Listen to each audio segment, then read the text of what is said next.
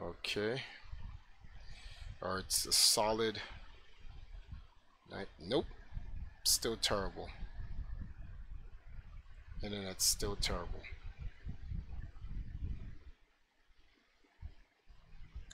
Okay, so this is what I'm gonna do. I'm recording. So what's gonna happen here is I'm gonna record this because if later on this is unwatchable, I'll just literally upload the whole thing um, as an upload. Exactly. So what I'll do. Mhm.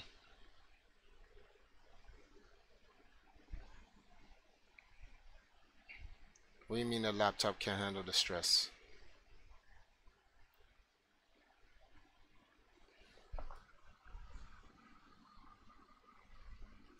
Let's check it out. Task Manager. Let's see what's open right now. Okay. Chrome is using well, yeah, it's 29% of the CPU, 53% of the memory.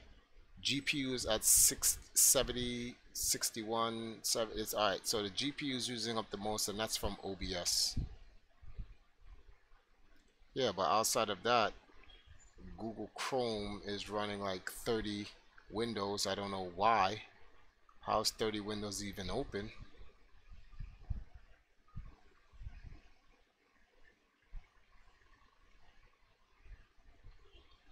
So, as well, what I'm going to do is I'm recording at the same time. So, what will end up happening is that I'm just going to record this whole thing, and then they're going to be like a segment for like in 4 minutes, and I'll crop it, and I'll just upload the whole thing. So and then I'll probably throw this somewhere. I probably won't delete it, but I'll just have it upload for those who miss it. Then they can actually just watch it. So um, if you guys can hear me, then that's good. We'll keep it like this. Thank you all for actually joining me today. Um, this is a very stressful day for me because my father's dead, and it's not him dying that's the problem. The problem is that I didn't get to see him before he died. That's really what the issue is. I had an opportunity to go. I knew he was misdiagnosed. He never had muscular dystrophy to begin with, and oh, Poldrin is saying, "Yo, I'll be around soon." Okay. Um, so he was diagnosed with muscular dystrophy, which was a misdiagnosis. I spoke to the doctor today, and he read his sheet. He had issues with his muscle, but it wasn't muscular dystrophy. And because of that, he had Parkinson's disease, and he wasn't being treated for that. So his brain decayed over time, and then he was in stage 4, and there was no way to actually save him at this time. So when he collapsed in the fall of 2018 and he went to the hospital, my brother who lives in New York, or my ex-brother who lives in New York, could have actually gone and seen him and let me know and keep me updated because he's there, but he's too busy for someone who lives like in the same state. Like he lives in the Bronx. My father's in Manhattan. It's literally a train ride, but whatever. Anyway, he never really keep me updated or abreast. I told him the next time you're gonna go see Dad in the hospital, please take the phone with you. Message me. Tell me the night before. Tell me in the morning. Hey, I'm gonna go see Dad at some point today or tomorrow. I'm gonna call you, and you can say a few words to Dad. According to him, the reason why I didn't do this is because my father cannot speak, and I'm like, well, at least he can hear my voice. Like that would just make sense. So according to him, it wasn't worth him calling me. In any event, as you guys know, I went to Africa. I came back from Africa and I wanted to know the condition of my dad, so I called again. And he told me he went to go see my father on New Year's Eve. So I asked him, why didn't you call me? And according to him, he didn't call me because dad can't speak. So what's the point of me talking to him if he can't speak back to me? And I'm thinking to myself, did it ever occur to you that perhaps he wanted to at least hear one of his other sons to actually know that he's in the hospital? But this failure of a human being, who is now my ex-brother, can't process that thing. So he takes a picture of my dad. Let me show you guys. Show you the picture he takes of my dad, and he sends it to me, and he says, "This is the condition Dad's in. And so what's the point of me actually hitting you up?"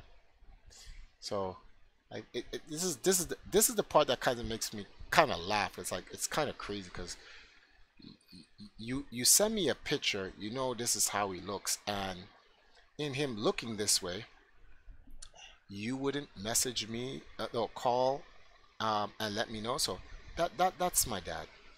This is stage 4. That's New Year's Eve, guys. That's my dad on New Year's Eve. So he's pretty much, his brain is rotting. So on New Year's Eve, when I found out about this, actually New Year's Day when I found out about this, which is only 4 days ago, guys. I wanted to try to gather as much funds as possible to get to New York. So I made a plan with my brother after he showed me this, and I said, "When are you gonna go see Dad?" And he said, "I don't know. I'm busy." So I said, "Interesting." So you know he's pretty much, he can die at any time right now. Like he can just go. He's like, "Yeah, I understand, but I can't do anything right now because I'm busy. I got other things I got to do in my life." So I said, and I begged him, and I said, "Could you please take 10 minutes of your time and go down there and just put the phone next to his ear so I can say, 'Dad, hold on, I'm coming.'" Just so he could just know that I'm coming. Even if he didn't, even if I made it too late, I could tell him I love him. He can hear the last words from his other son. He says no, he's too busy. Thank you, tipster. I appreciate the donation. 1 second, guys. Where's the donations alert? Okay, so I gotta find out how to turn off the sound for that. I'll do that in a second, because donations will be greatly necessary in this stream. I will make no lies about it. I need money. I need to get to New York. I need to get to see my dad's body. This is that simple. So this scumbag doesn't see the importance of doing that. So he says he'll go on Saturday. So I'm over here in Jamaica. He's over there in New York. I can't argue with him, because if I argue with him, he may be spiteful and just go, "Well, I'm not going to do it." And yes, he's that type of person. So I said, "Okay, Saturday." Well, this morning at Saturday, while he was taking his son to psychiatrics or whatever, Dad dies. So don't get to say, "I love you, Dad." Don't get to say, "Hold on, Dad, I'm coming." Don't get to say anything. He just dies. That's it. So in my father's paralyzed state where his brain is devolving, he's sitting there hoping that I could come and tell him I love him. Because he can't tell me he loves me because he can't speak. So at least he needs to hear that.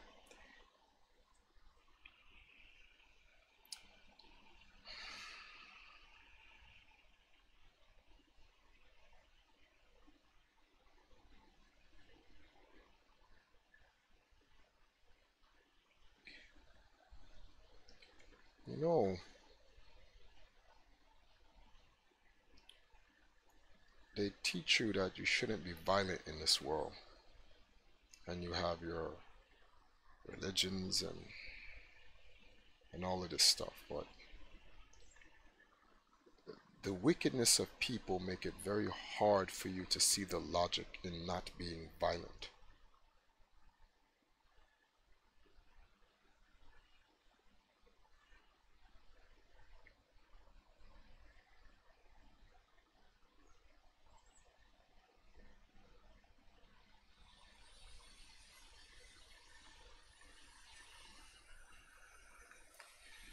Any event.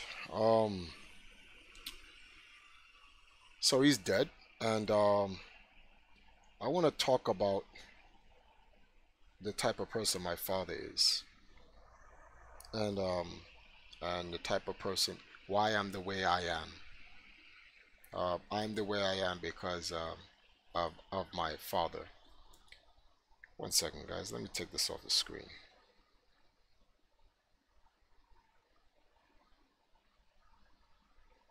Wait, what? Give me a second. Um,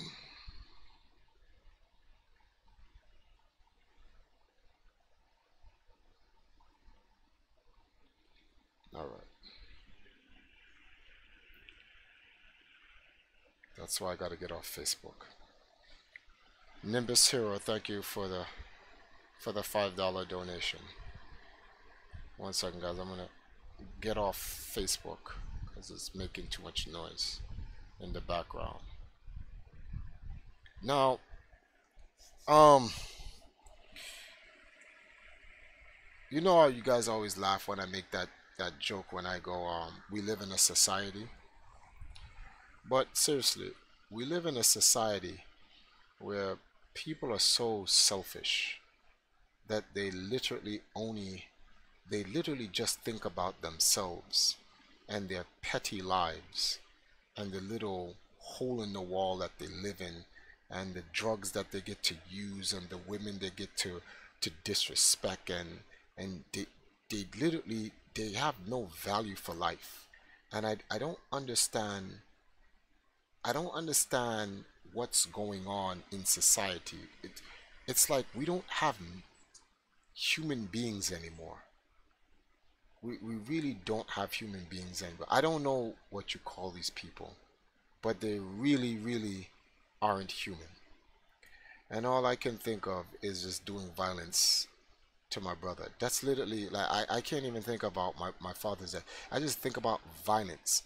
And you guys don't understand.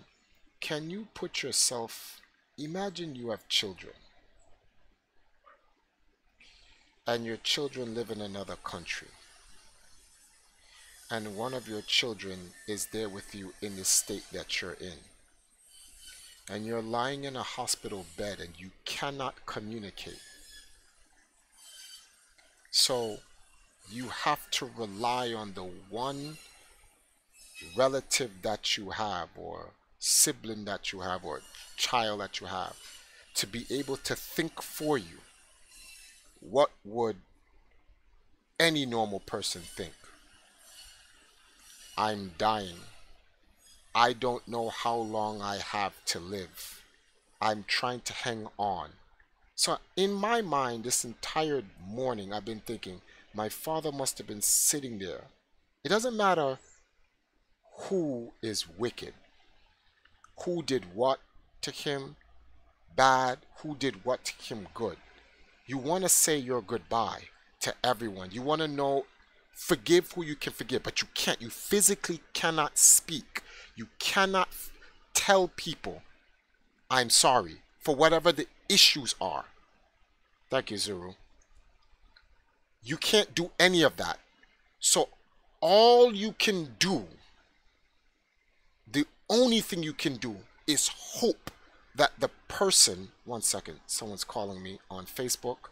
I gotta dead that call. Leroy, not now.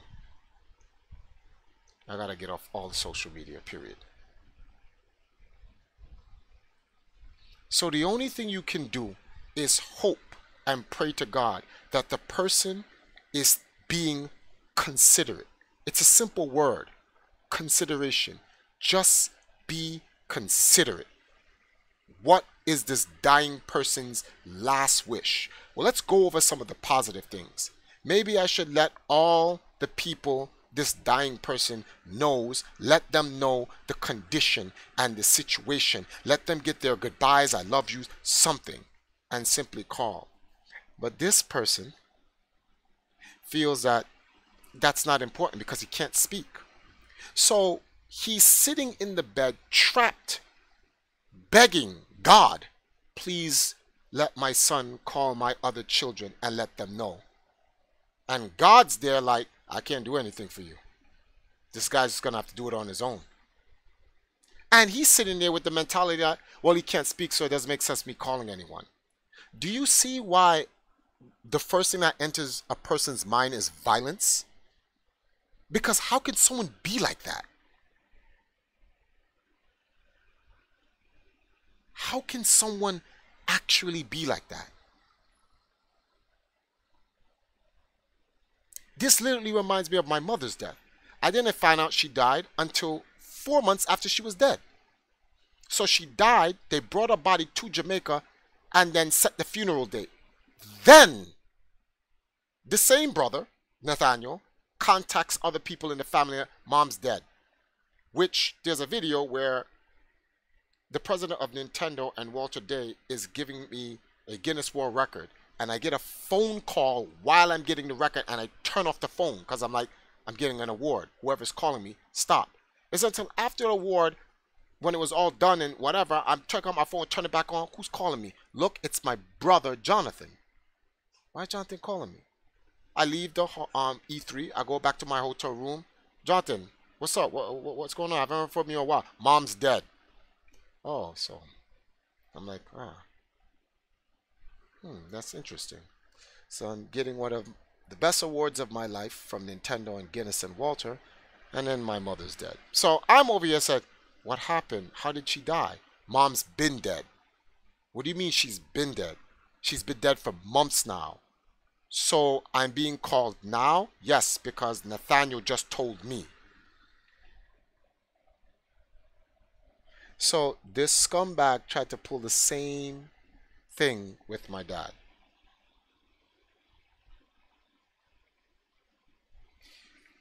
Then I called him today,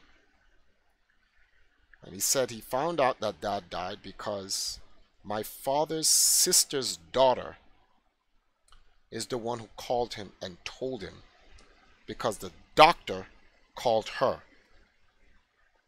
So my brother didn't even find out he was there because he wasn't even there. So I simply asked him, can I get the number to Sharon? He says, yeah, when I get home. I said, can you do me a favor? Can you just stop everything you're doing? 10 seconds. Go into your phone, go into your call log, click the number that Sharon called you from, copy it and paste it into Messenger and send me. And then go do what you have to do for the rest of the day. This creature tells me I'm busy right now. My father dies today. He tells me he's busy.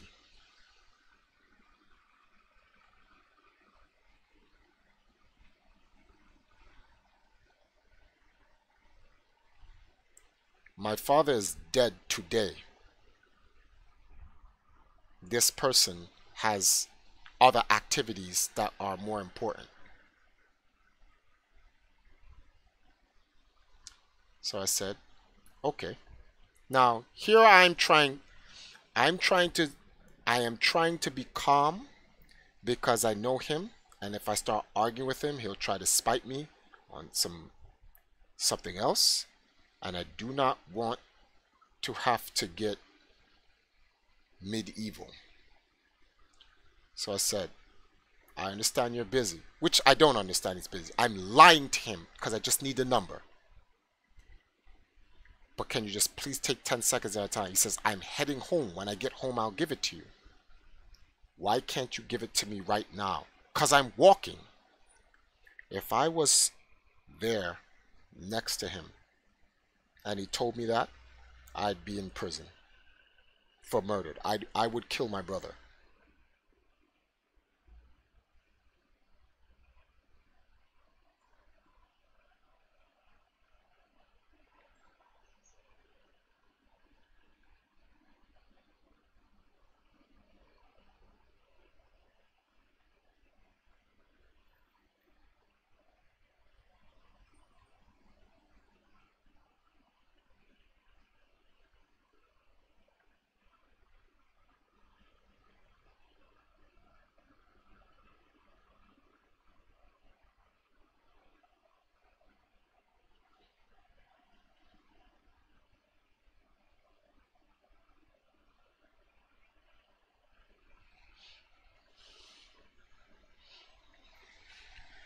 My father told me that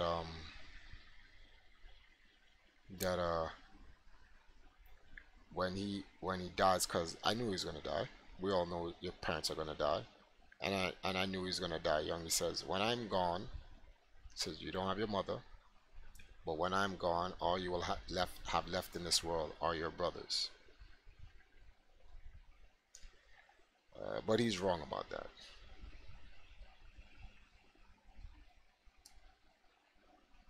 I know he means well, but there are certain things you just don't forgive. This is, and I'm not Jesus, so I'm not forgiving. In fact, I don't believe in religion, so I don't want to hear it.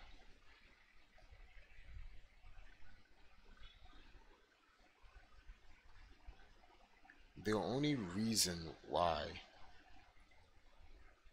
I am literally trying to remain positive is because my father, I would dishonor his death fighting this piece of shit. The last thing he would want is me fighting these blood relatives. They're not my brothers, that's for sure. They're just blood relatives. So it is because of that why I literally just discontinue talking to him. He sends me the number 20 minutes later. There was a phone call.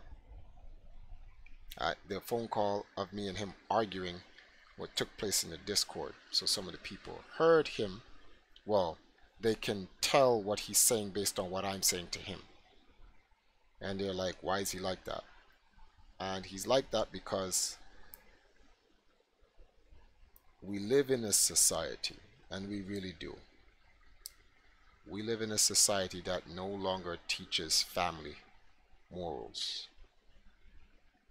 We do not live in a righteous society. We don't. We live in a society that teaches you all for self. That's it. Capitalism, even on a social level. We're taught to simply take care of you. No one else matters.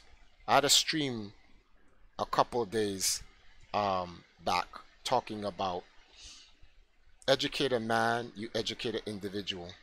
Educate a woman, you educate a nation. And the whole purpose of the stream was for us to take care of our women. And I read an entire Facebook post of guys saying the black man is not responsible for taking care of the black woman. And I'm like, what happened to society?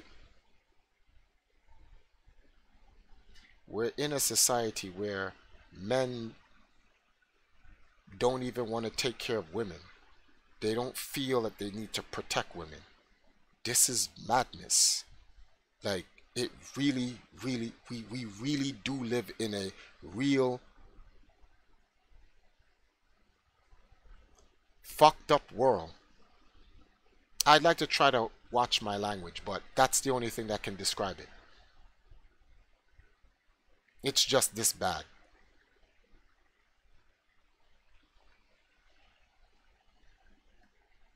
I eventually got the number from him, so as long as I avoid him, then I can honor my father's death. There won't be any problems. So I'm gonna have to find a way to avoid him.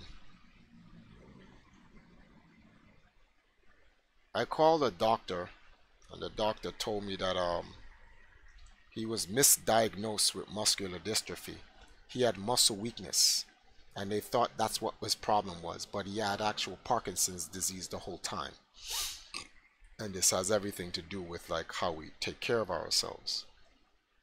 So I know I spent the first 25 minutes telling you guys some real negative stuff about my family, but some of you guys can relate. I know you guys have family members just this wicked, so I know some of you guys can relate.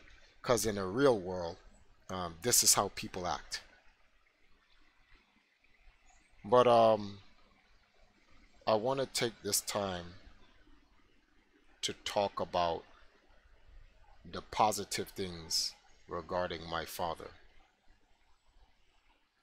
I wrote it down so that I can stay on cue for this. I don't want to go into a rant or anything like that. So I'm gonna bring up some of those things if you guys can give me 1 second. Um, One moment. There we go. That's better. So let's go over some of these things. All right. The first thing is how my father raised me. So my father is a Rastafarian. As you can see in the picture I showed earlier, he doesn't have any locks because the Parkinson's disease tore out his hair. Now, those who have known me for over a decade, you guys know that I never had locks. And for those who even seen me, there's like a picture of me with like a Caesar haircut. That's like 2004. This is like a couple of years after I started the empire. But I decided to grow locks. I grew an afro, then I went into braids, and then I grew locks. I grew locks from my dad because as a Rastafarian, and Rastafarians come out from Ghana. That's our origins. Rastafarians don't come from Jamaica. Originally, we come from Ghana. How I know this? Because I was just in Ghana last week. So I did a little history lesson about our origins. And Rastafarians have certain righteous disciplines, and these disciplines are based on well living. There's a line that Busy Signal says, who's a reggae artist here in Jamaica. He says, "Health and strength over everything." I agree. One's health and strength is more important than money. It's more important than love. It's more important than anything. Period. Without your health and strength, you can't even love people. You can't even love yourself. So you need it. And well, my father was a Rastafarian. He's a very strong person. He ate a lot of vegetables. Didn't eat as much meat. In fact, as Rastafarians, you're not supposed to eat meat. Um, and he took care of himself. When my father came to America, uh,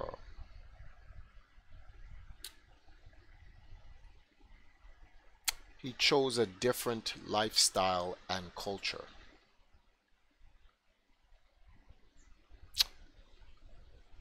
One that was not African.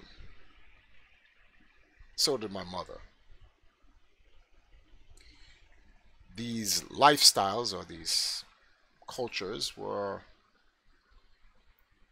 very far from the Rastafarians, or we'll just to generalize it, the African ways, the natural African ways. There's a line Rastafarians say where it's a make sure to eat what's closest to the soil. So that's a lot of plants, fruits, vegetables, nuts, berries, and things of that nature. Oh, that's hashtag. Okay, so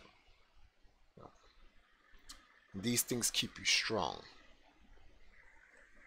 When moving from Jamaica to America, my father's diet took a complete shift and change. Jamaica in the 70s, 80s, and even the 90s was mostly vegetation. Burger King, McDonald's, Wendy's, KFC, and all these things never existed in Jamaica back then. Cancer was almost, cancer was an, rare is an understatement. There has to be another word besides rare. But in Jamaica, if you said cancer, people would be like, what? It was like almost an unheard of disease. Probably one out of every 100,000 would get it in Jamaica. people normally lived to, there was a lot of bicentennial people in Jamaica. We still have some bicentennial people here. In fact, Guinness World Record in 2016, the oldest person in the world at the time was a Jamaican woman who was 116 years old. She died, and the record moved on to someone else who's I think 116 or 117. You guys can check it up on Guinness World Records. But then the next person is like literally almost 20 years over the 100 mark. And there are a lot of women here in Jamaica who are in their 90s and their 100s, and they walk in the street by themselves. Literally, they're still that strong. And that's because over here in Jamaica, a lot of our foods are vegetation, even still to this day. However, what's here in Jamaica in terms of what was here in Jamaica yesterday does not exist anymore. There's so much. There's a Pizza Hut here. There's all these Western foods here. And I'm not saying that you can't enjoy yourself here and now and then with a vice or two. Eating a burger won't kill you. Eating burgers every day will kill you. But the cancer rate in Jamaica is at an all-time high. Net for Life, um, thank you for the donation. But the cancer rate in Jamaica is at an all-time high. Currently, right now, the oldest person in Wiki is Japanese woman who's 116. Okay, so she's matched the same lady. Okay, so my father going to Jamaica, America, my mother going to America, their diets had changed. They ate more meat. And this is not me doing a public service announcement for vegan people. This has nothing to do with veganism. This has everything to do with just eating well and drinking well. Excess sodas, excess pasteurized juices, these things are bad in excess amount. I'm not saying don't take any of them. If for me, I just don't drink sodas anymore. Period. But there's nothing wrong with having a soda or pop or cola every blue moon. That won't kill you. But for those who of you out there who are constantly drinking 6 packs every day, yeah, that's just 1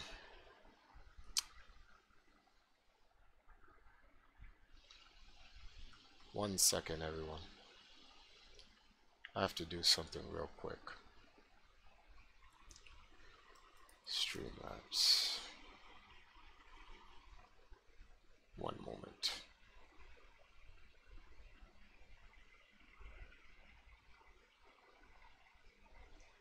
Give me a second. So let's take a look at the last donation here. Oh, so Frank, listen, Frank, now's not the time. So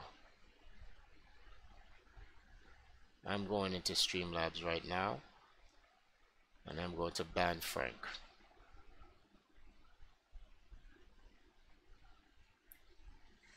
Let's see here. How do we stop a certain person from donating? My donations. Ah, Frank. There we go.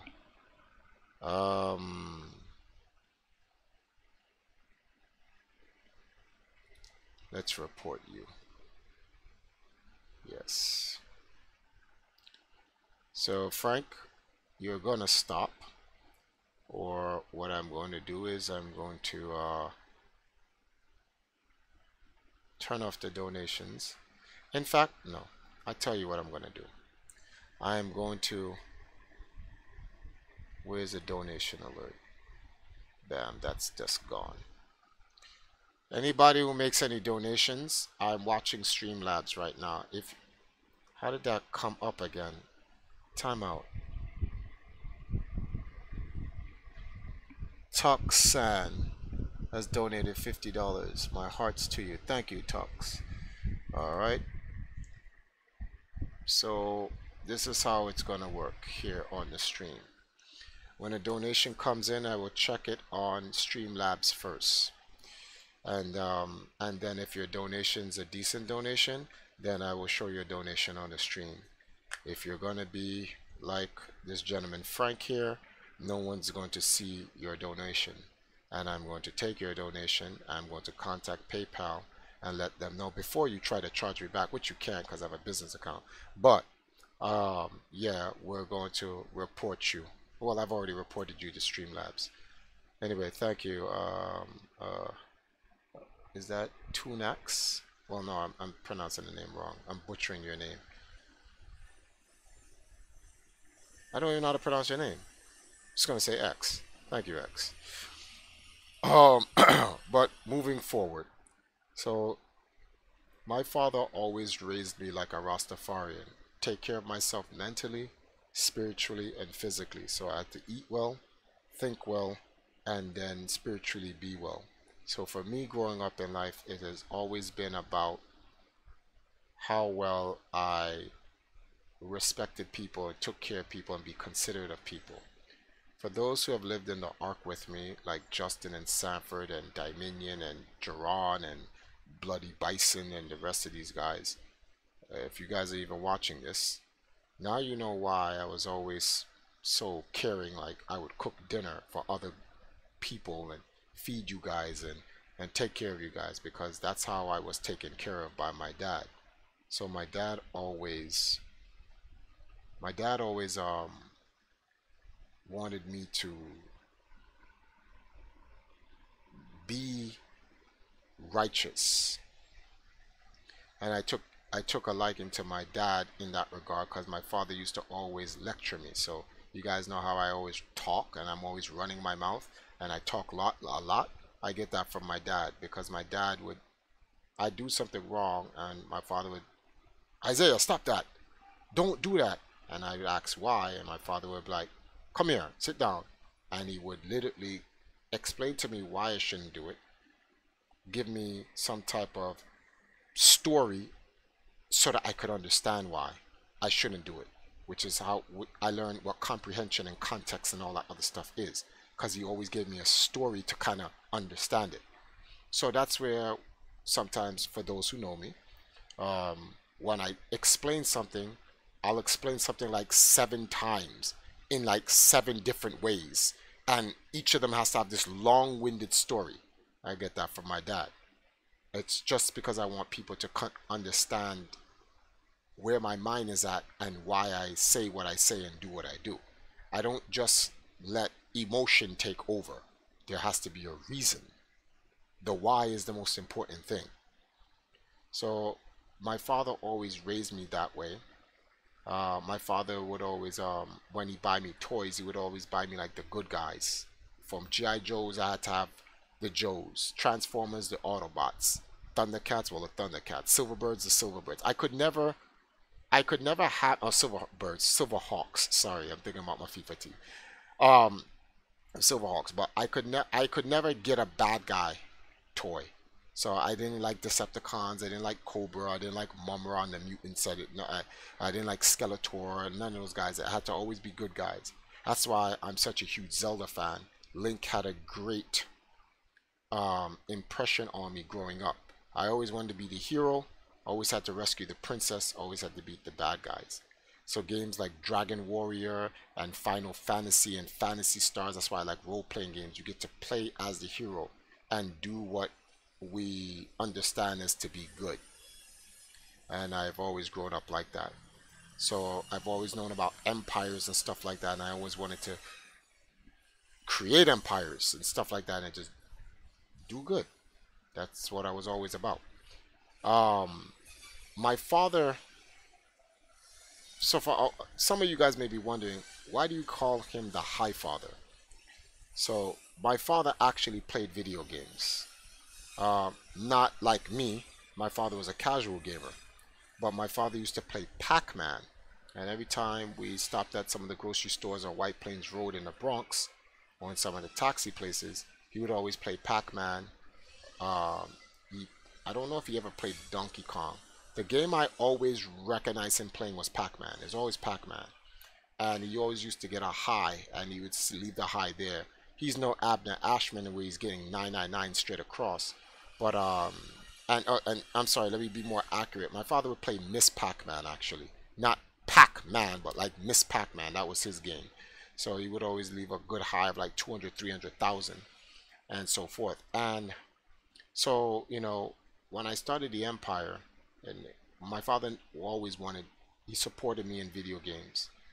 He bought my NES. He knew we used to go out to our friends' house and play like their Master Systems and go to the well, after school he would drop us off at the arcades with this other Rastaman called Bunny on 228 and White Plains Road, and we used to play the games there after we do our homework.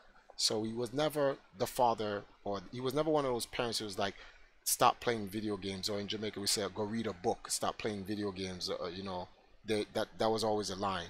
My father was not like that. He actually was like, play video games. In fact, he bought us our NES so we wouldn't go out in the street, because being immigrants in this country, we would go out in the street and the last thing he would want is at that time welfare or ACW or BCW or whatever these child's services. If you weren't with your children, they would take you away and put you in foster homes. So my father would fight to keep us off the street because he didn't want them. My father would drive taxi, leave us in the house. When I was like 9 or 10, I knew how to cook eggs over the stove because there's times he had to be working late nights and he couldn't be home to cook, and I'm like, Dad, I'll cook for us. And I'd get a bread, toast them, and I'd cook the eggs on the stove, right, and feed our brothers. And my father used to come home, he used to hug all three of us, and he used to cry because it's like it's just him alone, and he's like, you guys are my soldiers. So we had to support Dad. And so I gave him the name the High Father because when I made EMP, everybody had their own name. I had Triforce, Sanford had Santhrax, Yipes had Yipes. Well, Yipes' name is Michael, but Michael had Yipes. Justin had Marvelous. Everybody had like a tag name. So instead of call my father Tony or just Father, I called him the High Father. And when I mean High Father, I'm not talking about DC New Gods High Father. I'm talking about, it was called High Father because he always set a high score on Pac-Man. So it's like the High Father. So it's a high score father. That's pretty much the term why I gave him that that thing. So um he he really nurtured me into playing video games. I learned to read from playing video games. I learned problem solving skills from playing video games, especially from games like Tetris and Metroid and Dr. Mario and all those other games and stuff like that. So he was always supportive about me, and that's pretty much like how he raised me. So for me, I always wanted to build an empire that can raise people on this righteous level. So it's always about raising or helping people in a social manner become decent people. Before the empire, I had this group of guys called the Black Lotus Society, BLS, right? And it was a bunch of black guys in New York that was trying to stop our women in the street from being, yeah, hood girls. We'll leave it at that. So we wanted to kind of try to educate them and teach them to how to have self-respect for themselves and integrity and all that other stuff. Didn't really last long. It kind of turned into a way for guys to just get girls to have sex with them. At that time, it was me and my wife, Daisy. She's my ex-wife, actually. And I was trying to use our marriage as an example to set an example for the younger generation to marry the women that you get with. Become companions with them. That's why I tell people companionship and relationship are two different things. We all have relationships. We have relationships with our doctors, brothers, sisters, sons, daughters, mothers, or everything. A companionship is when you bond with someone, one-on-one. Two souls become one. And you treat, it's like you treating yourself with respect. So you treat your companion with respect, the same way you would treat yourself with respect.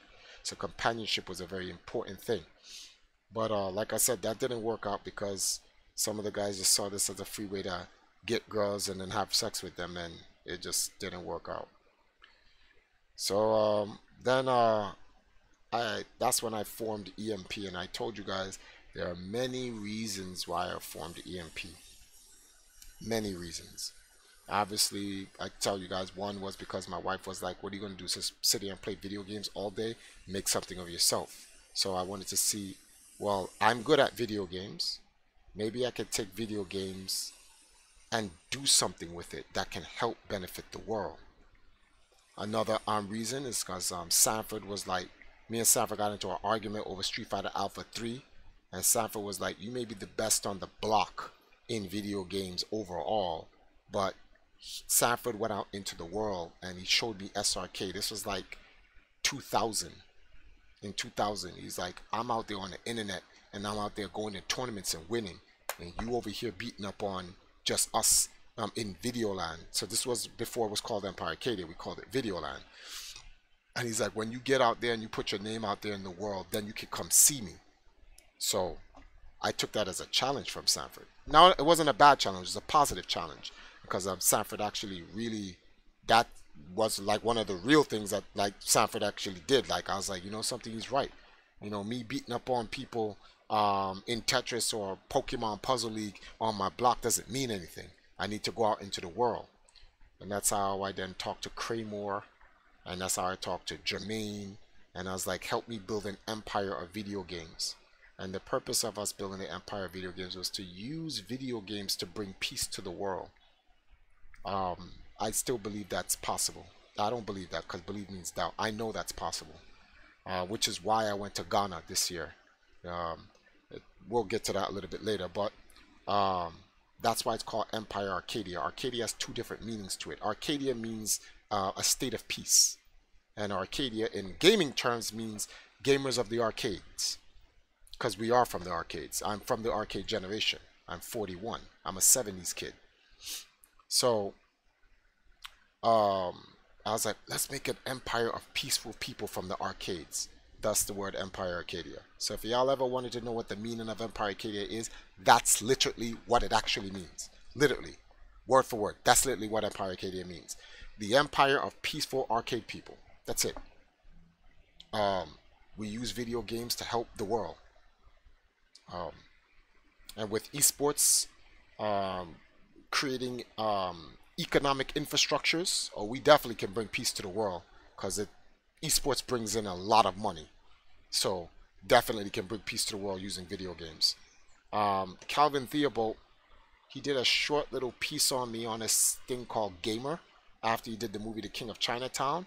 And there's an actual thing where I actually tell people this, that I'm trying to... No, it wasn't that. It's when I was standing the line for the Nintendo Wii U. And he did a small piece called Gamer. I'll show you guys that at a time. When I re-upload this video, I'll actually post that in there so that you guys can see it, where I'm with Kramer and I'm like, I want to use video games to bring peace to the world. Unfortunately, throughout my my life in gaming in the US, I've never gotten a fair shake at the things that I've done in gaming. People say a lot of things about me, all lies. People create speculations and they just create negative things about me and say I'm a scam artist and I'm a this and I'm a that and whatever. And my father used to tell me, "Son, the more good you do, you will always have people out there trying to undermine the positive things that you do. But you have to try to ignore them and continue your mission. Stop letting them, you know, hinder your progress. Ignore them and focus on those things." So that's why you guys see me what I'm doing. I just continue to just do what I can, the positive. Despite people saying I'm stealing from them, I'm stealing players' monies and all this other stuff. If I was stealing players' monies, I'd be rich. I wouldn't be living in a third world country begging you guys for donations online. Just like, if you just look at the situation, the things people say about me just doesn't add up. It just doesn't add up. Just look at it, guys. Um, but anyway, one of the things I wanted to do with Empire Katie was to try to save my father. So 3 years ago, when the muscular dystrophy at the time, because I'm thinking it's muscular dystrophy, but it's actually Parkinson's disease, I told my dad that I need to get Empire as powerful as I possibly can, so that I can move you out of America and bring you to Jamaica and get you some real herbal, wholesome medicine, because you can't do these things. You can't do these things in America. They consider it to be illegal. Eating certain foods, superfoods, is illegal. Like, we've had this many times on the stream. There's this thing called jackfruit here in Jamaica. Normal fruit that we have all the time, we just eat it. America says it's an exotic fruit with abnormal abilities to heal. We're like, really? When did you find this out? Just like marijuana. It's now common knowledge now that Nixon knew marijuana could cure cancer, but put a law against it in the 70s. That's like common knowledge now. It's not a conspiracy anymore. And after arresting millions of black people and throwing them in jail for smoking a harmless plant that cures cancer, now there are corporations out there making millions of dollars on the same thing that they sent African men to prison for. That's why I 100% support CND's push for marijuana. I don't, maybe the way he did it was kind of off. We make mistakes. He's a young kid. But in principle, I 100 million% support him. But I wanted to bring my father to Jamaica to help him cure muscular dystrophy by getting Empire Katie powerful enough where I can get acupuncture to actually help restore his muscles in his body and get a real diagnosis, because he's in America and I don't know what diagnosis he's getting, and all most doctors in America care about is that insurance money. So it's not really about curing you, it's about staunching you from dying so that the medical insurance keeps getting paid every month. So the hospital gets paid and then the doctors get paid. They don't care about saving you. That is the farthest thing from their mind. That's just how the hospital, that's how the medical industry works. That's just the facts. So I talked to my father about this and I told him that I would go to Jamaica and I would try to build up African esports. I would return to the motherland, and when I get to the motherland, I would come and let him know that I went to the motherland and show him the pictures. Which is why when this is so like distressful. Distressful is not even a word. This is so heart wrenching because I just came back from Africa, so I didn't even get to tell him I made it back to the motherland.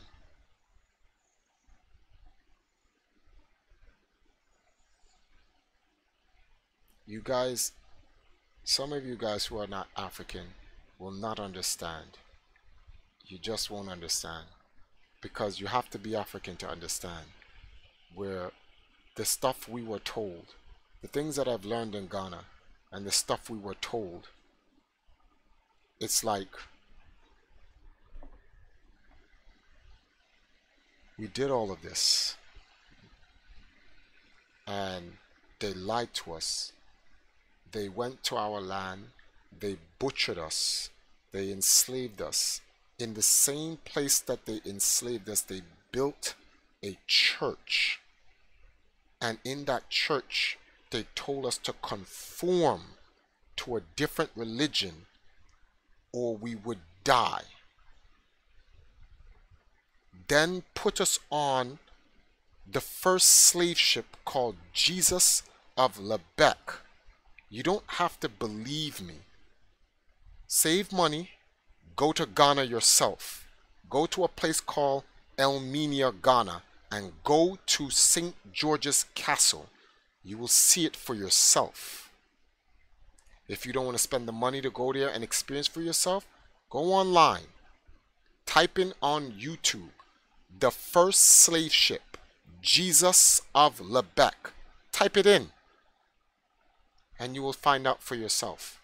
And they told us that if we did not accept our Lord and Master Jesus Christ, that we would be put in the room of the condemned, or they tied boulders around us and threw us in the ocean to instill fear in the other slaves, to drop our African heritage, culture, and religion, to accept our Lord Jesus Christ.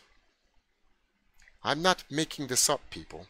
We live in an age of the internet. Before it was a conspiracy theory. You can just look it up. Just type it in Google. Ask Siri in Google. Siri, slave ship, Jesus of Lubeck. She will tell you. Sash, hold on. Sash is sleeping. Let me see if I can get into her phone. Nope. She got a password on her phone. Sash, can you type in? Can you open your phone and give me Siri, please? On your phone. Just open the phone, please. I want to make a point. Bring up Siri for a second.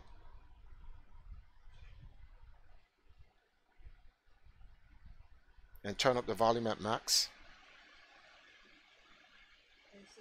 Huh? Okay, there it is. So that you guys don't know that I'm lying. Siri, first slave ship, Jesus of Lubeck. You have to type it in? Oh. So how come you talk and it comes up? Huh? Oh, it knows your voice. Okay, so where's Siri? All right, and I have to type it in. Where do I write? Oh, I'm not sure I understand. You're not helping me here. Where do I write?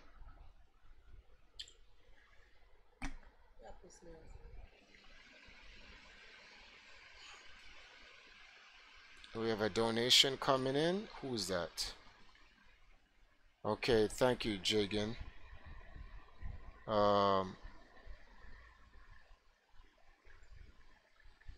And Jagan drops $20 in the donation. I appreciate that, Jagan. Jagan says money via Discord Chan. Your father sounded like a stand-up guy. Oh, okay. So what do I do to make it Siri talk about this? Actually, why don't you come here and use your voice and just says Jesus of Lubeck? So okay, so Siri is gonna, here's Wikipedia's thing. So hold on. All right, no, okay, hold on. You're not helping me out. You need to help me out. I need you to tell Siri Jesus of Lubeck so Siri's voice can explain it so they can hear it on the stream. I need you to do that for me.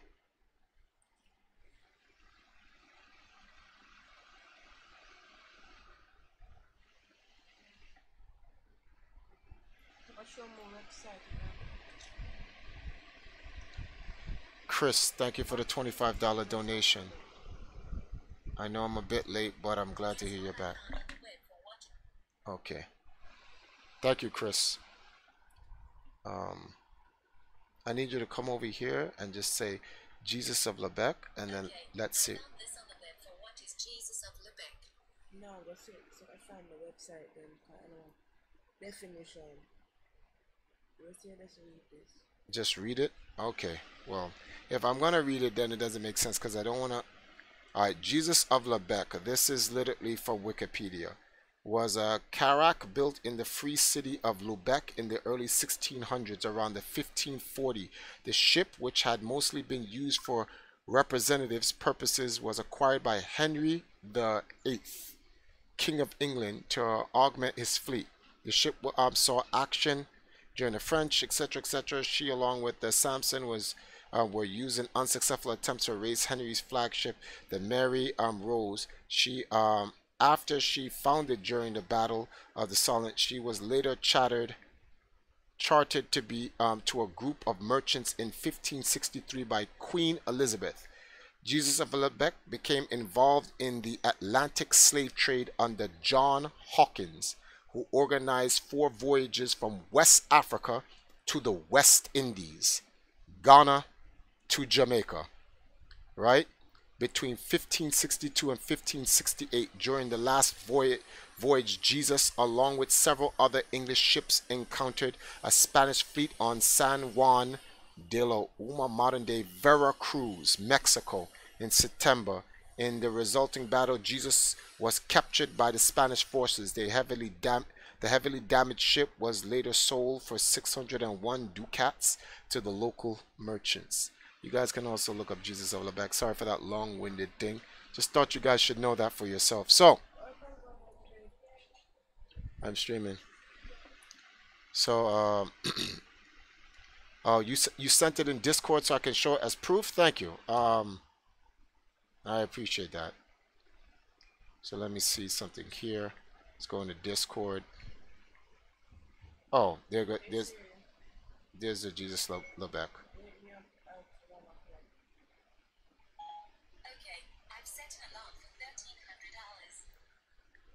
So in any event, I digressed a little bit because I wanted to prove a point. So being that we came from Ghana to Jamaica to the US, as an African, to go back from the US to Jamaica and then Ghana, and then I'm going back to Ghana this year. I don't know if you guys know of something called the Year of Return campaign, where in Ghana they're opening up its country to the Pan-African diaspora, where Africans who can trace their roots back to West Africa during the slave trade, which means mostly Caribbean people, can come back to Ghana and claim citizenship and the right to their return to our people. Do you know how painful it is that I was able to make it there and couldn't tell my father? He was alive hours ago. All my brother had to do was put the phone next to his ear, and all I could have said is, "Dad, I made it back home. I found our history. I know the truth." Then he can die knowing that one of his children knew. For those of you who are not African, you will never understand the pain. A whole race of people lied to.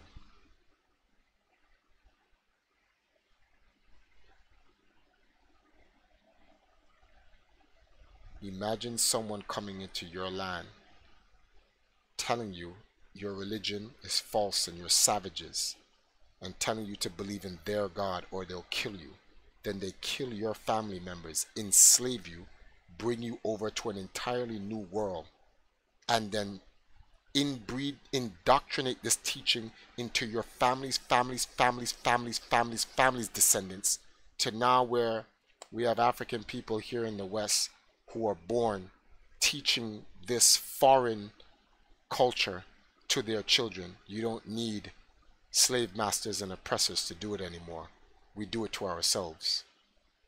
Worst of all, these people go back to Africa and find out the truth and know it's a lie and still do it anyway.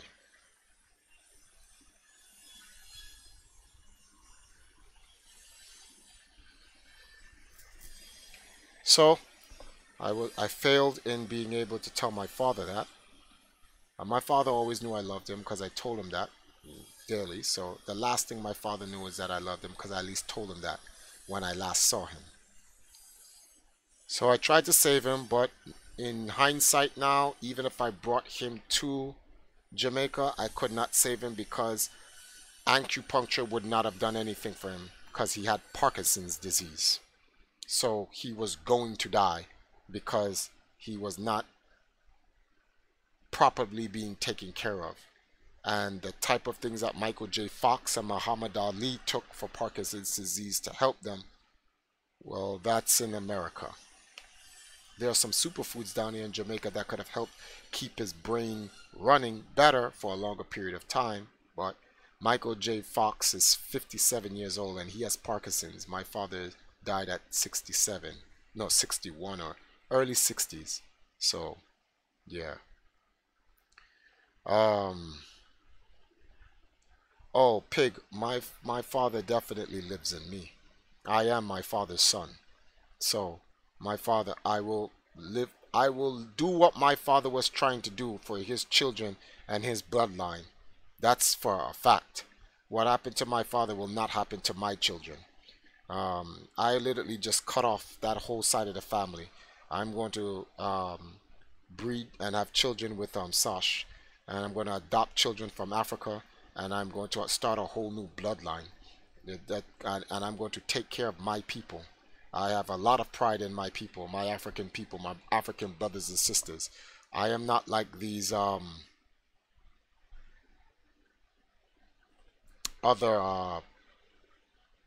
black people who do not identify with their original culture and heritage.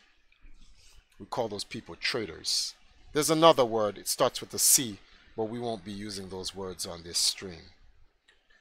So, I knew this was coming with my father's death, which is why, for those of you who have not seen it, um, I'm going to plug this in the chat room for you guys to see. Give me a second. But I decided to, because I knew my father was going to die, I wanted him to, I wanted my father to be immortalized. So in order to immortalize my dad, I snuck some video footage of my dad and got it put into the film. Originally was called Triforce, but it's not called Triforce anymore. They changed it to What It's Like to Lead Gaming's Greatest Team. And that's by CNN's Great Big Story. Oops, sorry for the audio background. Well, I don't think you guys can hear because I turned off the audio. But I'm going to put it inside the chat for you guys. Here you go. So both and the Discord, I'll put it in there for you guys as well. One moment. And you guys will get a look at my dad before he went, when he was in a decent condition. The movie The Great Big Story gives you a real good insight into my actual life and what I was trying to do. You'll see there that I've been trying to take care of my father for all the years that I could while I was in America. So every time you guys donated money to get me to go to New York City to do the switch line or for anything, I used that time to go see my father and try to take care of him.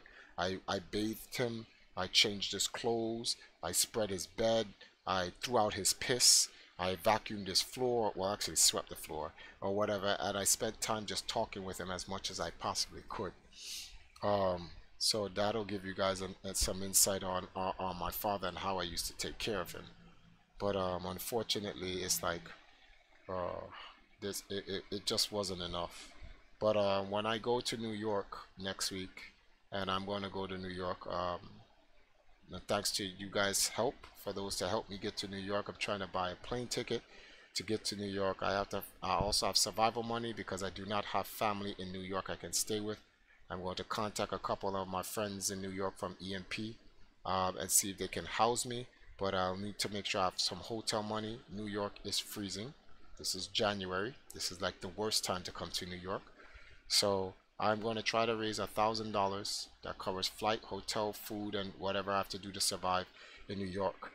And go and see if I can find out when the burial is, and I'm just gonna go there. So I'm going there and I'm just gonna stay there until it's time to bury my father. Hopefully they try to bury him in the month of January because I need to get back to Jamaica because my father would want me to take care of my wife and my upcoming seeds and my new family here, especially when I made it to Ghana. So I have to now build my nation for my dad. So he will live through me.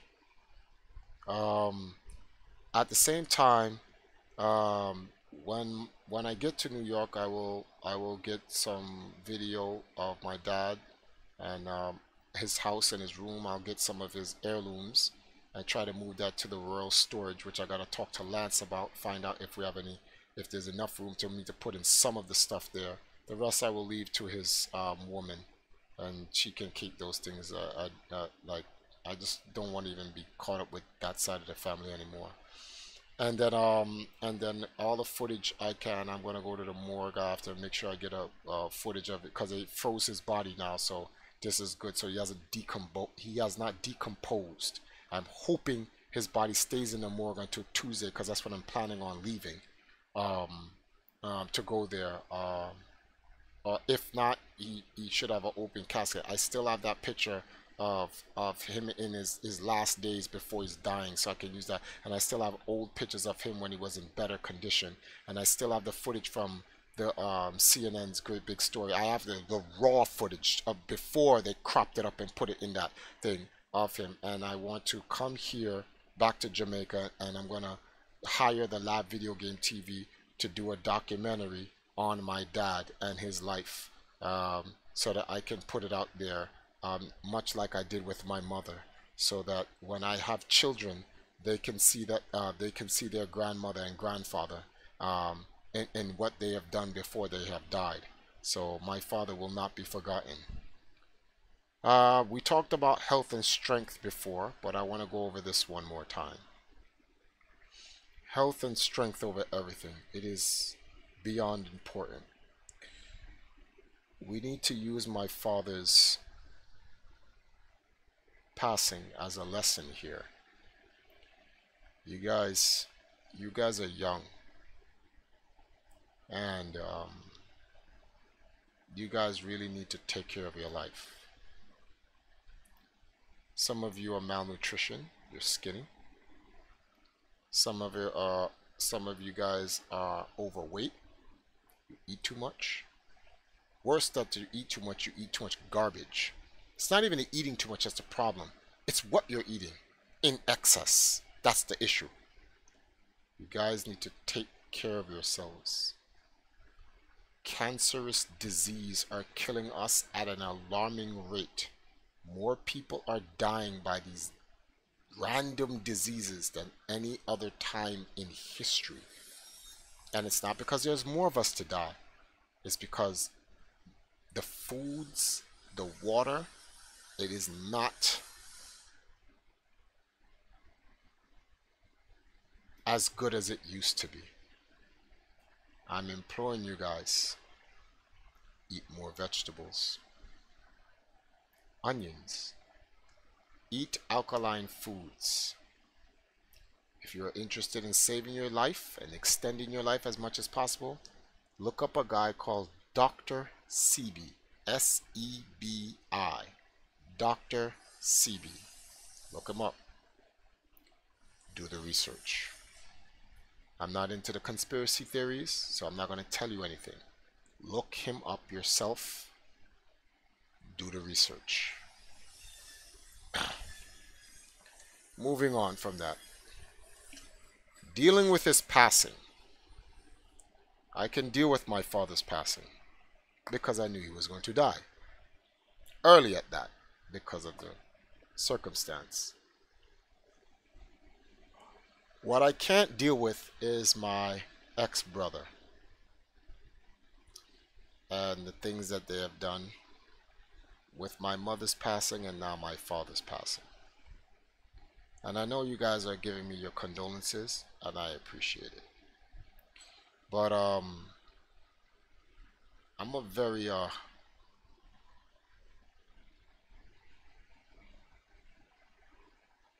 I see life differently from you guys. I don't see life the way you guys see life.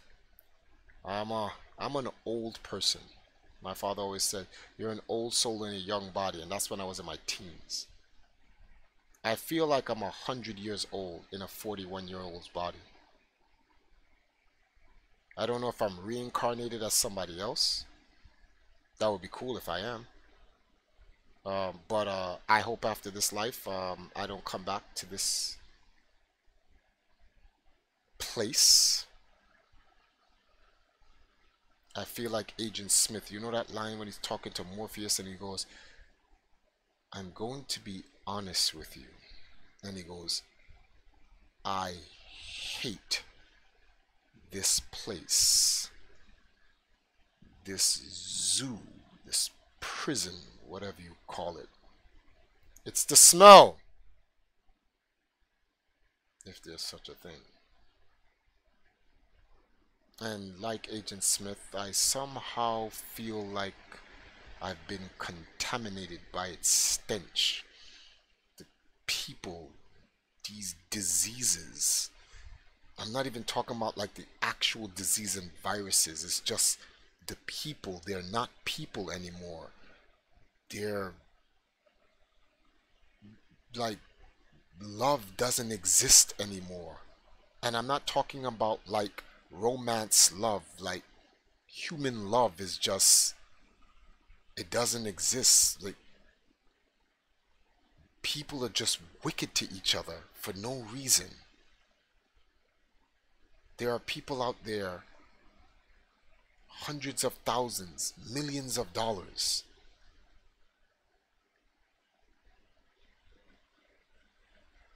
I, in my poor state, can go out and feed people, and I'm poor. Or better yet, like Wayne would say, you're not poor, Triforce, you're broke. Poor is a state of mind. But I'm broke. My money is generated based on the content that I create on YouTube, the support of you guys. That's where my money comes from. I pay my rent because of you guys. I pay the internet because of you guys, the light, the food that I eat here and take care of my family. Once again, when my mother died, it was you guys that came through and got me on a flight to go to her funeral. It's the same thing. My father's dead. You guys have put me on a flight to go see my father. I literally am living through you guys. But why isn't the world filled with more people like you guys? Why aren't we our brother's keeper? Why aren't we our sister's keeper? Why isn't there more people like you guys? If there were more people like you guys, the world would be way better. We'd be okay. We would be golden. We'd be so golden. There would be no poverty. America spends trillions on war per year. One finance budget from the military in 2018 ends world hunger. Yet world hunger continues to exist. What world do we live in? The greatest country on earth can say, let's stop spending on the military. 1 year. That ends world hunger. 1 year. Pause. Just pause it. We're not even saying you can't do war, no more war. Just pause the war for a year. You end world hunger.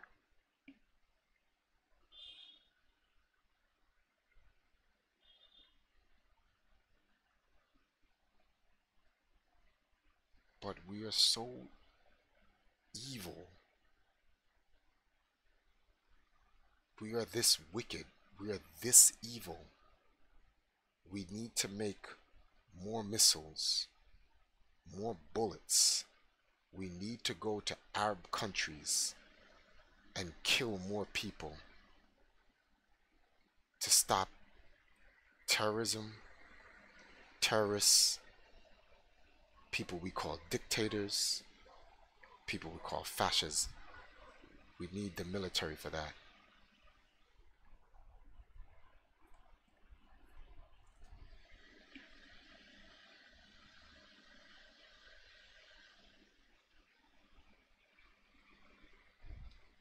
So,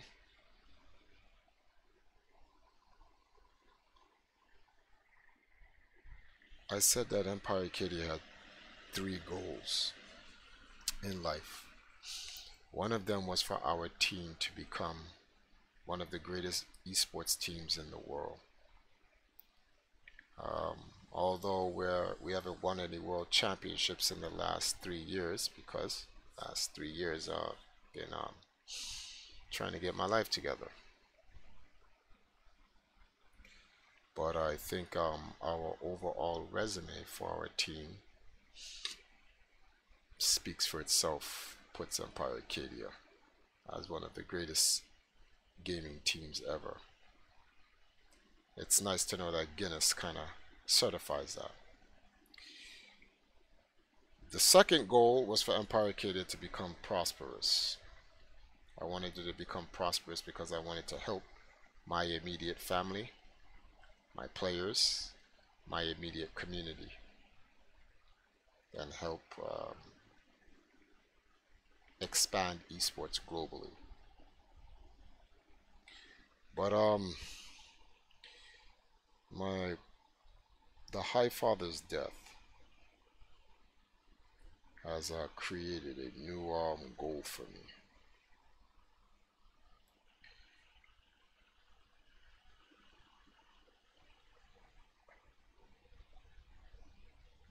I'm going to spend the rest of my life,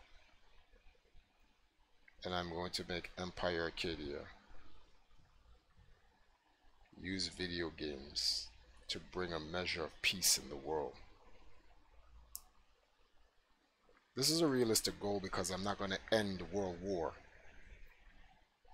because you can't. But I am most certainly going to bring as much peace to the world as I can through gaming. And I'm going to dedicate the remainder of my life, the remainder of my 110 years to doing so.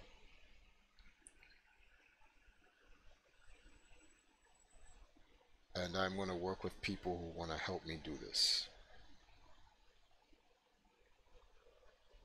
We've won enough tournaments. We'll still continue to play in these video game tournaments.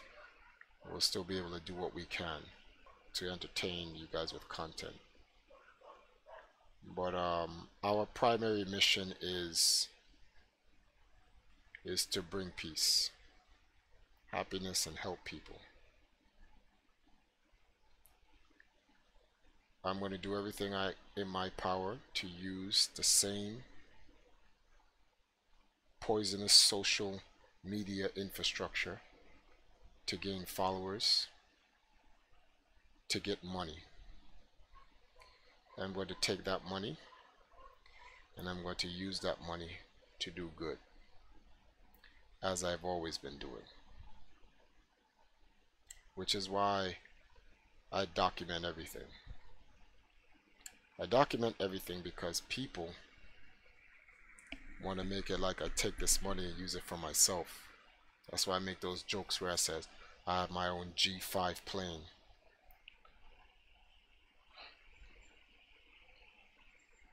I'm going to go back to Ghana this year, and I'm going to go back to the rest of Africa, and I'm going to contact my African brothers and sisters, and I'm going to network them back to the Caribbean, and I'm going to do everything in my power to help build schools in Jamaica and Africa, use technology and gaming to help educate our people, and I'm going to make sure that everybody who's in EMP is going to be a part of this some way or fashion, or they can't be a part of EMP. And this will be my father's legacy through me. My legacy is done. I got EMP into Guinness, but I'm going to do this for my dad.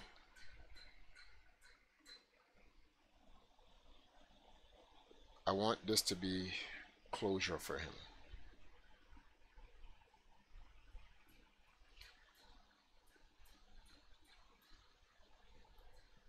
In order to do this, I'm going to need money. Can't be done without money. As I've said in my Discord many of times, I don't want this money to come from any one person. I really don't. In fact, when I came back from Africa, I had this conversation with a lot of our heavy lifters, who donate thousands of dollars, literally. I appreciate the help, and the thousands of dollars that they've donated is justified, because without them I could not have gone to Africa or get back from it, so it's justifiable. But I want everyone to help. There's 100-something people in this room. If you want me to help continue to run Empire Arcadia, to do the things that I do, this channel is not the gaming channel you think it is. This gaming channel, you can ask anyone who's been in our Discord or any of the people you see in this on our chat here on the YouTube who have been here constantly. This channel has been about getting money, taking it, creating projects, expanding, building. It's always been about building. From whatever charities we do, feeding small groups of towns here in Jamaica, to going to Africa, to preserving the history of esport, the true history of esports in Ottumwa, Iowa, you name it. All funds goes to the projects. All projects get completed. It leads to debt, but hey, that's life. We're always in debt. Capitalism runs the world, so everyone's in debt. But I would like the help to come from everybody. If everyone helps and chips in a little, no one has to chip in a lot. The funds that come in, I use it to help people.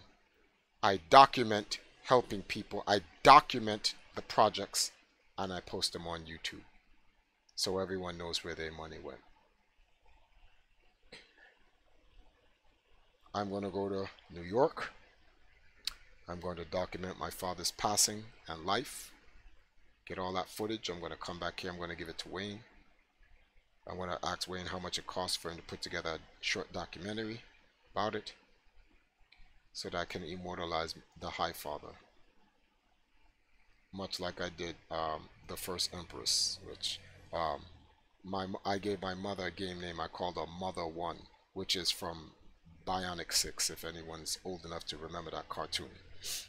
So you had Father One and Mother One, but I wanted to call my father the High Father instead. Thought it was cooler. So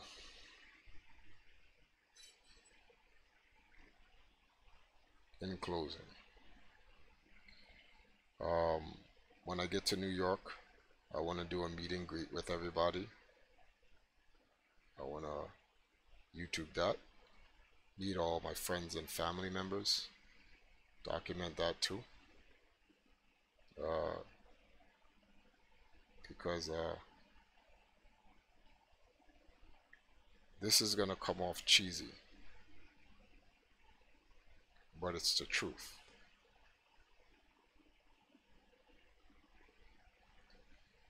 You guys are my family, and it's the truth.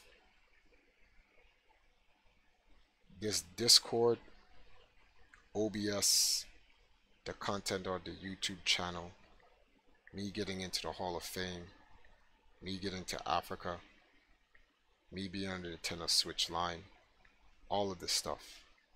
I cannot do this on my own. I don't have a job. It is impossible for me to do it on my own. I've only been able to do all of this because of you guys. That's facts. When I was homeless, it was you guys that took care of me. When I was working out of Starbucks at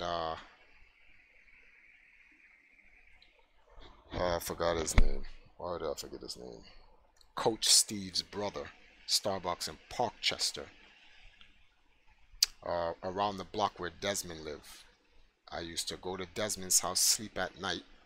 Desmond and had his wife, him and his pregnant wife at the house, and I would come there late at night, sleep at night, get up 6 in the morning, go to Starbucks, stay in Starbucks from 6 in the morning to 11 at night with the Troutman computer, which is why I don't throw it away, and work from Empire Arcadia there. And members of EMP would literally donate money to me every day, $5, $10, $20, so I can buy food to stay in Starbucks and eat. That I did that for like 2 or 3 years. One whole year, 2014, I stayed at Black Poldrin's house in Ohio. No, not Etika Desmond, Executioner Desmond, X Desmond, Marvel vs. Capcom 2 player. You guys kept me from dying in the streets. You guys fund everything. You guys have done more for me than my blood relatives. Facts. I have an uncle here in Jamaica. When I came to Jamaica and I had no place to go, my uncle told me I'm a grown man, solve my own problems. The Empress says, I'm going to go talk to my mom. You can come stay with us for a while. And she fights her mother and convinces her mother, I love him, he needs to stay here. And thus now I live with the Empress. My family has been people in the world. The last decent set of people I know. So, you guys are my family. These other people are just relatives. And we have a mission. And I'm going to honor my father's death in this mission. And we're going to bring some measure of peace to the world using gaming. I hope you guys are in for the long run. I'm going to stop the stream now because I think we've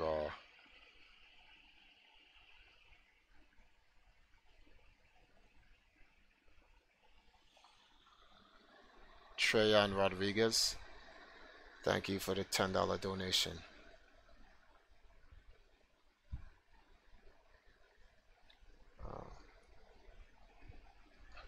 At MS, I have no idea who MS is, Billy. But I'm certainly not talking about you. Who is MS?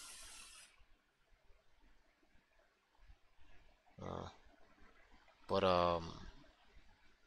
yeah. I actually think about it, and I'm gonna keep it real with you guys. There are times I sit here and I ask, why are these guys helping me? What's in it for them?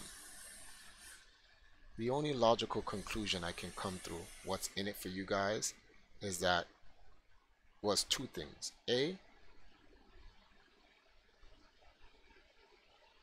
you guys know I'm gonna do what I say I'm gonna do. So it's like, alright, Triforce is the tool. We need to power the tool. So let's fund him. So you guys fund me.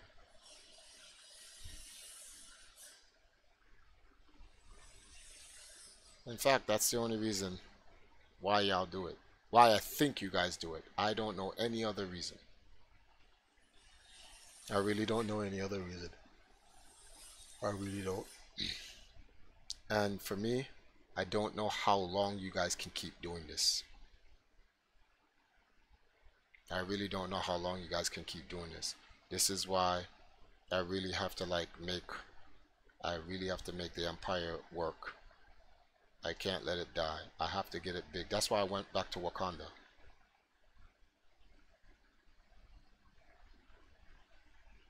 I have to make the Empire survive.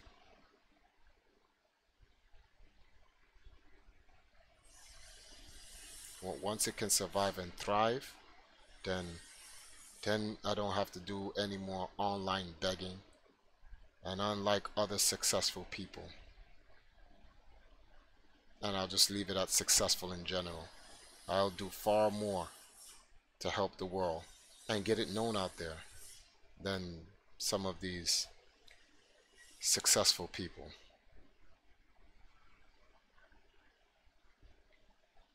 Outside of that, thank you guys for helping me in 2018. Nova, thank you for the subscription. Thank you guys for everything that you guys have done for me. I'm trying to raise $1,000 to get to New York. Those who can help, please do. You don't trying to do this by Monday so I can buy the ticket Tuesday and leave Tuesday morning. This money is to go to New York and back. Make sure I have hotel money in case anything happens, and then food money to survive while I'm out there, so I'm not actually begging in the street. If you guys are interested in donating and can help, like I said, you do not have to donate a lot. 5, 10, whatever you guys have, even if it is $1, it all adds up. Just on today alone, let me tell you what we've made today alone, off stream and on stream, in terms of like donations. Jesse, thank you for the $15 donation. Let me refresh. I think that came in just with Jesse. So far we made $256, guys, so 750 more. You don't have to donate when I'm on stream. You guys can donate even when I'm off stream. It still pops up the same way. You guys can check it out. Thank you, Christian Borgia. I'm going to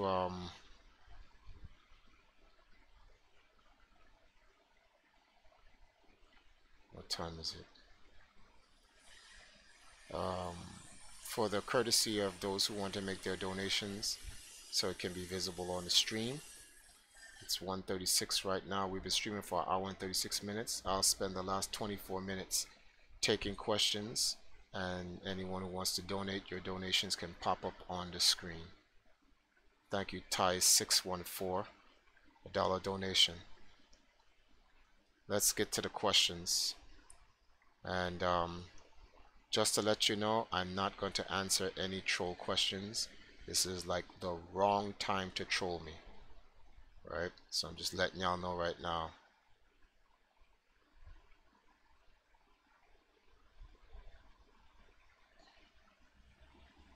Thanks, Billy.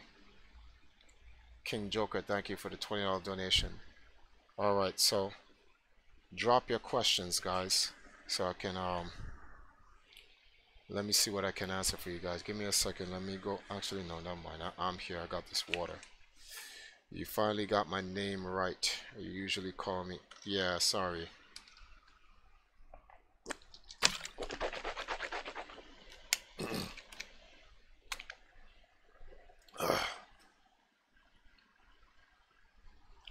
Well, Oakenfast. A lot of people don't think I do good. A lot of people think I've done some really bad things, and I sometimes get tired of fighting. I really get tired of fighting. King Pig says, does my brother have beef with me? My brothers, when we were little kids, my father, so my brother's older than me, but like by 1 year. I remember I don't know who came in here last, but I was telling a story about how I cooked for my brothers, right? My father used to go to work, and my father used to have all this pressure on him, right? Because he have to work and take care of his children at the same time. So while he's on the street driving taxi, who would be home taking care of the kids? So some of you guys have heard this story before, but I used to get my little pudgy brother Aaron to get on his knees and like create like a stand. I'd stand on his back, right, and I'd cook the eggs over the stove because we were short, we couldn't reach the stove. And my father would kind of praise me a lot because, you know, when he come home, I was like always try to impress daddy by being the soldier, where my other two brothers were, it's like I'm the middle son, but I'm doing the job of the oldest brother.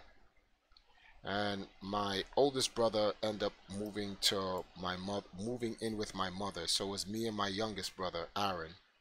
So there was a disconnect between him and my dad, because I guess he thought my dad loved me more than loved him. And it wasn't that. My father's just simply going with the brother strong enough to take care of his other brothers because it's just him alone. So this little bitch, I guess, carried this shit with him even till when he's 42 years old. And it's high time I just see him on the one-on-ones and whoop his ass. And you know, after fucking him up, we'll feel better about each other. Sometimes you just have to have a fight, especially with your siblings. You just have to have a fight. Sometimes that the old way is the best way. Talking doesn't work. Not with men anyway. Like sometimes you just have to have a fight. So yeah. Let me see what other questions is there.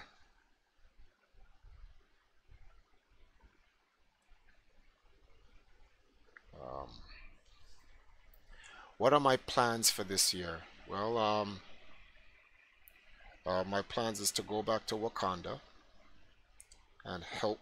I'm now an international esports ambassador for Ghana, so I represent a part of Africa globally, especially throughout the Caribbean, and I want to help use the experience that I've got in esports and help Africa expand in esports and take that money that's made in esports and do good things.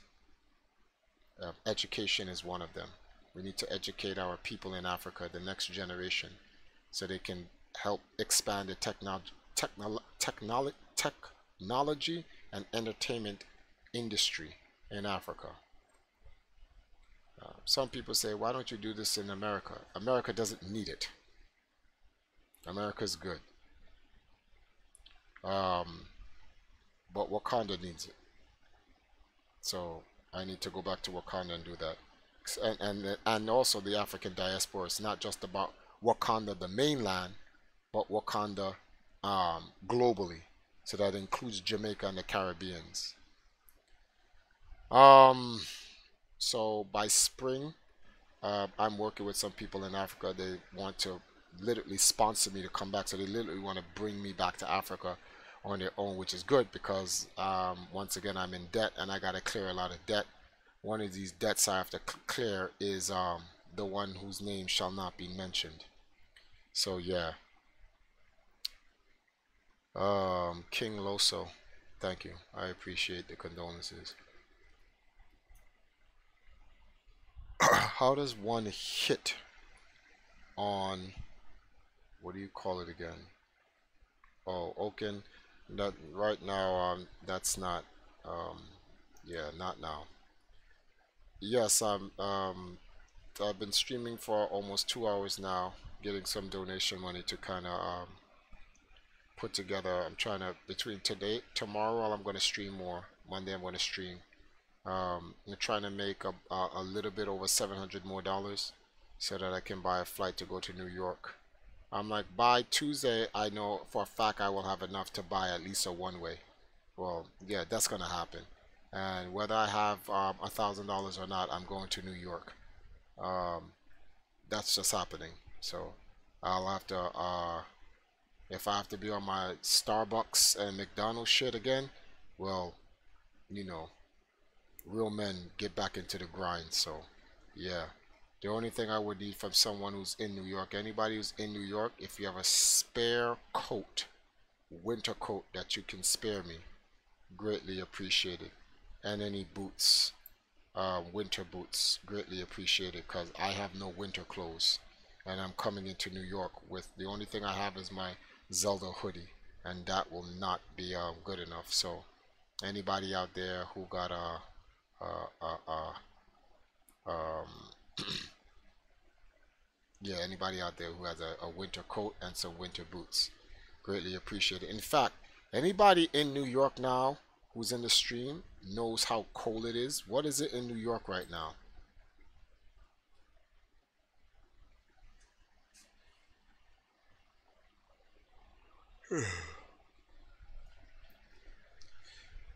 Ultra Magnus just donated via PayPal. I'll check. I don't know if the donations are actually, let me see. Oh, Keen. I haven't seen your donation in like eons, B. Thank you, Keen. 33333. I'm gonna assume you did that for the Triforce, Keen. Thank you. Or you did that and someone else donated behind you and you missed the mark of what you was trying to do. Let's find out. Okay, no, King was the last person that donated, and then before King was King Joker, Ties, Borgia, Jesse, Rodriguez, Chris, Jagan. Why can I not pronounce this guy's name? I'm gonna really try to pronounce this guy's name. Tuan? Ah, Tuan X. Wait a minute. Is that crazy dope well, oh my goodness. Crazy dope tastic? Is that Tuan X that is? Let me go check Twitter if that's Tuan. Crazy dope tastic. Was that you who donated to me? One second, guys. Let me hit him up.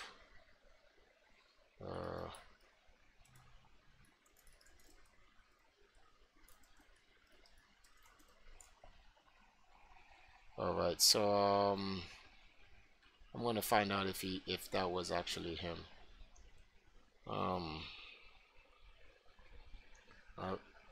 Oh, Billy. Thank you, Billy. I appreciate that. And also, despite what's going on with my dad, Billy, I still have to get you that paperwork, so I'm going to get it to you. I appreciate that. I saw your message. You said take the time that I need, but the world doesn't stop, and wars, the fights that we have to fight, the good fights, you got to still fight them. So the last thing my dad will want me to do is stop the job. So I'm going to get on that ASAP. Just got to sort this out. And that's Billy Mitchell, guys, him and his son. Let's see here.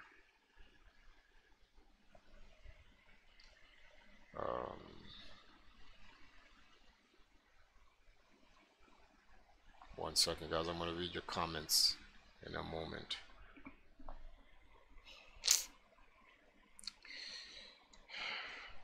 You know, it would be nice to have a time machine.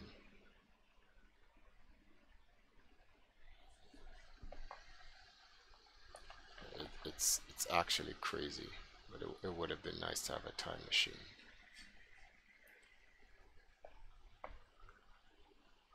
I could have, when coming back from Africa, I would have just told Sahil, make my flight go straight to New York and just go to New York and then rough it out. I would have at least seen him.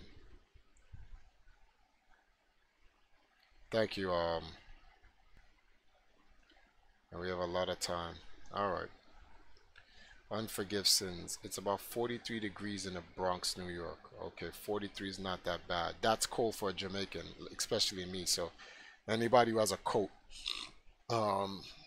hit me up on Twitter. I'm coming in.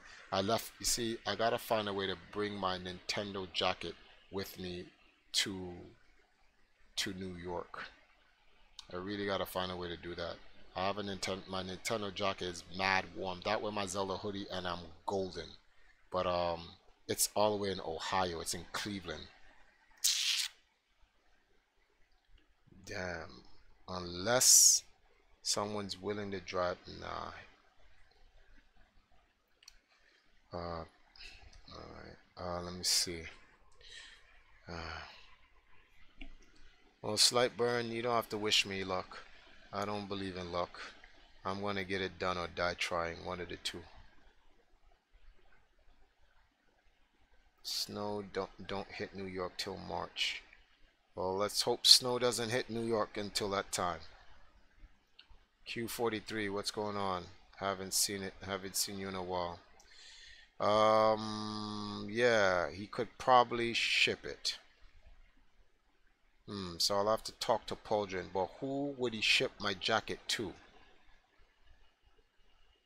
He could probably ship it to KDZ, and instead of going flying to New York, I can fly to New Jersey, and Phil can pick me up from the airport with my jacket. Yeah, that probably would work. Strength is all I know. I can't be weak.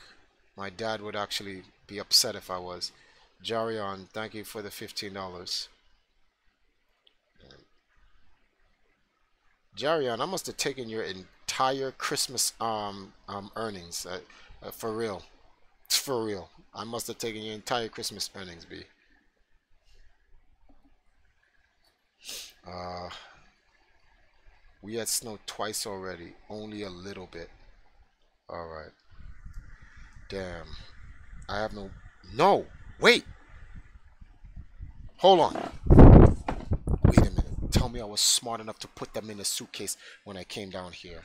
I may only need my jacket. Hold on, guys. Hold on. Yup. Give me a second. I brought the snow boots C&D got me.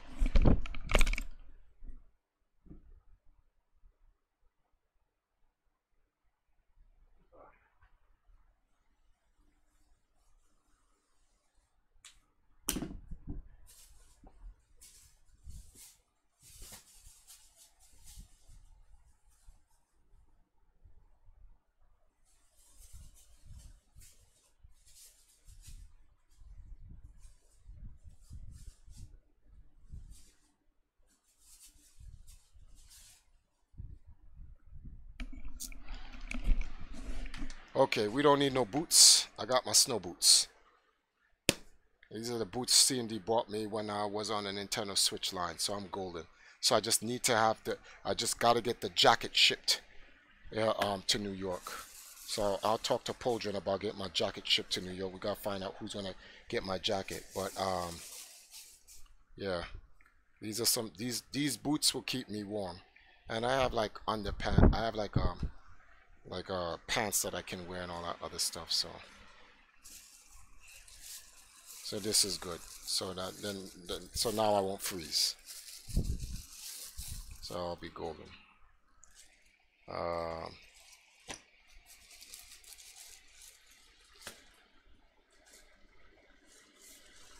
No. I got skiing boots. That's what I need. I don't need Tim's skiing boots. This will trust me. This will keep my feet extra warm.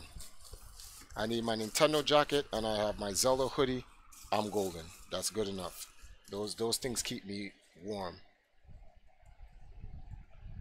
Lowest it's been is around 15 degrees, and that was in late November, early December. Yeah, but January seems to be like one of the worst months in New York. Every time New York gets a blizzard, it's January. Every time. Every time. Yeah, Sahil.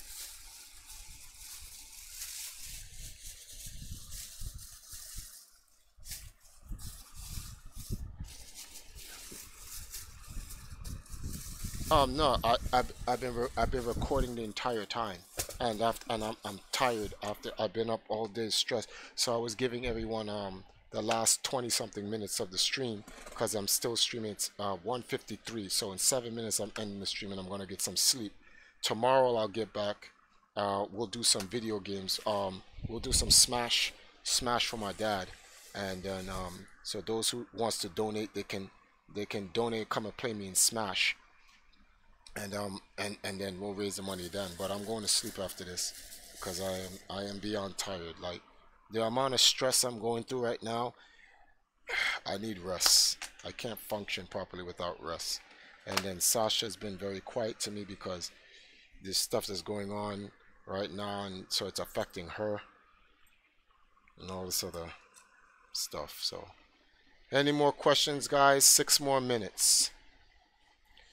This week is really warm. It's 5 okay. And then the Discord link. If you guys want to join my Discord, it is $1. It helps. All you have to do is donate $1. In fact, look inside the description. You're going to see the Patreon link, and the Patreon link has the it's $1 to join the Discord, and you guys can get to come in and talk and be a part of our community, which you can play games with and meet up with other people, talk about anime and waifus and all this other silly stuff. Top five things you were surprised about when you went to Ghana. Um, First of all, Africa is not like what people say it is. It's not this dust ball with a bunch of poor kids with big bellies and flies flying around their face. Because that's really like the popular consensus of like the entire continent of Africa, which is 3 times the size of the United States. It's like annoying. But the there's nothing that surprised me in Ghana. Um, well, that's not true. The one thing that surprised me in Ghana is how much it's like Jamaica, or I should say, how Jamaica is a lot like Ghana. Um, the Going to Ghana made me realize that there's no such thing as Jamaican people. There's just we're all Ghanans. Royalty, Triforce, you are the light, our light. There must that must shine upon Wakanda once again. Thank you, Royalty. I appreciate it. Royalty put us at 470 straight. Um, my thing is like the culture in Ghana is found in Jamaica. So when the transatlantic slave trade brought us over to Jamaica, we took our culture with us. So that's why we're the way we are. Like I used to think at one point Rastafarians were from Jamaica. They're not. Rastafarians are from literally. Well, they were always from Africa. Rastafarians are from Africa, but they're from Rastafarians in Jamaica are from Ghana. Literally, literally. One of the kings of Ghana was a slave that fought in one of the Jamaican wars. So going to Ghana, the biggest thing I've learned was the history, and I want to know my history. I don't want to know the Western version of my history, which is just slavery. There's more to our history than us being slaves. There was a time before us being slaves, and that's why going to Ghana was important. Any plans of spreading esports movement around the Caribbean? I'm already doing that, Azer, right as we speak. And going to Ghana and getting and becoming the international ambassador for it. I'm going to be doing a lot of things to network the Caribbean back to Africa and helping to collaborate with the motherland in esports. So there's a lot of things going on, guys. The trip to Ghana was not a waste. All right, guys. I'm gonna leave it at that. I appreciate you guys donation.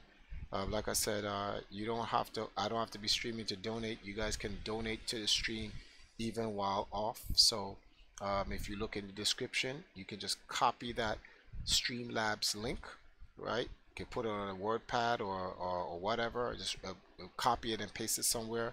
And whenever you can just click on that link, go there and donate, and it'll pop up on the stream, and it will be noticed later on. For those for those who are like, oh well, I want to do that like an hour from now, Triforce, you guys can still do. You don't have it doesn't have to, we don't have to be streaming for you to make those donations to help me get back to New York, so you can do it then. If not, and you guys want to make sure your donations pop up on the live stream, tune in tomorrow where I'm going to be doing some Smash Brothers to raise money for my father for the next 2 days. You guys can join in, make a donation, play with me in some Smash Brothers team singles, whatever it may be. Let's enjoy ourselves and have a little bit of fun and celebrate my father's life and who he raised, which is me. Outside of that, take care of you guys selves and your health and your family. Health and strength over everything. Good night.